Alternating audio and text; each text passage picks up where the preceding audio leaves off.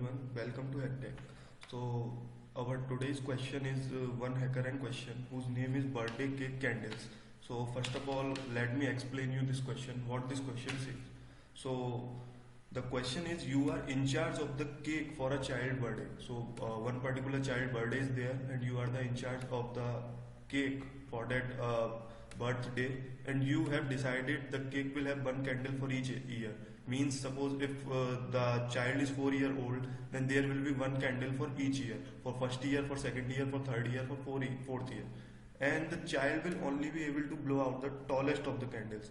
Means suppose if child is 4 year old, then there are these 4 years, the 4 4 1 3.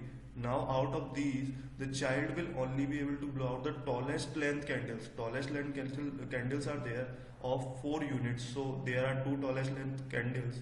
So our function will return 2 as the answer.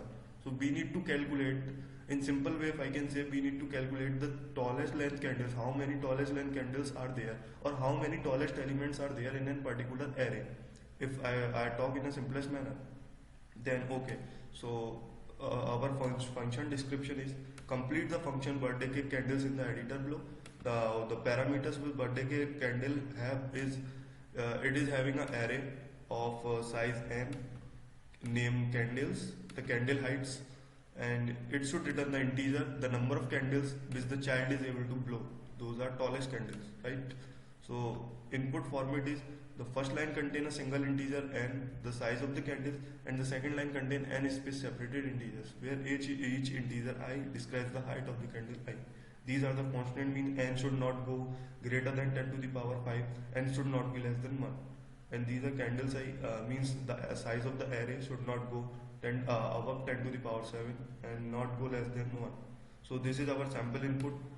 Here if we see the tallest height is 3 and 3, so number of tallest candles which the child is able to blow out is 2, because there are two tallest height candles, 3 and 3.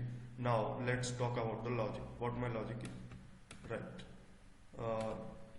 Okay, so this is my logic. First of all, I have made one variable max, to which I have assigned a of 0, means first element, and then I have made this array to loop through I is equal to 1 to I is less than a dot length. A dot length is 5 in this case, so it will loop from 1 to 4, 1 2 3 4, and the condition which I am checking in if is that if ai means the particular element which I am checking is greater than max, then max will be that element and count will again restart from 1, means that element is only counted.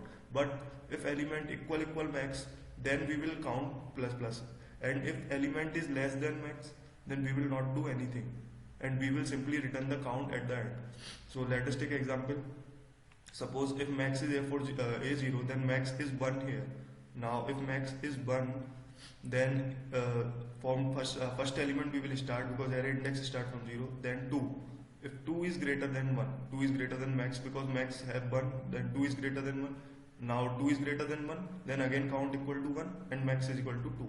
And now in these two conditions, if you see, in this condition 2 is not greater than 1, in this condition 2 equal to, then count will again increment to 2. But in this condition, the tallest candle is 3, and then max will become 3 and count will again become 1. So the answer will be 1 and 1 would be written, because the tallest candle is 1 of height 3. Now let's go through our code. Okay, so this is our code. If you see here in max, I have taken first element, because I am coding in Java, and in Java it is providing the parameter as list, so that's why I am using list function get to get the 0th element, means first element. So first element would go inside max, and then the count is initialized to 1, because the first element we have counted.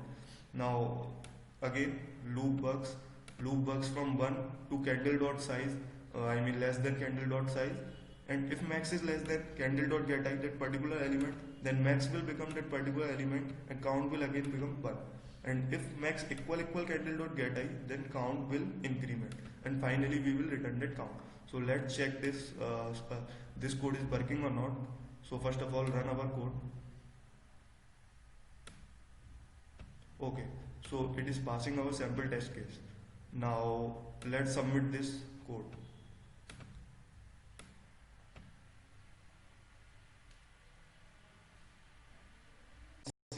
my all test cases are passed. All the test cases are passing in this question. So this is working perfectly fine. So that's all for today. Please like, share and subscribe. And I will be coming further with such good questions of HackerRank so that you will be able to solve them easily. Okay, so thank you very much.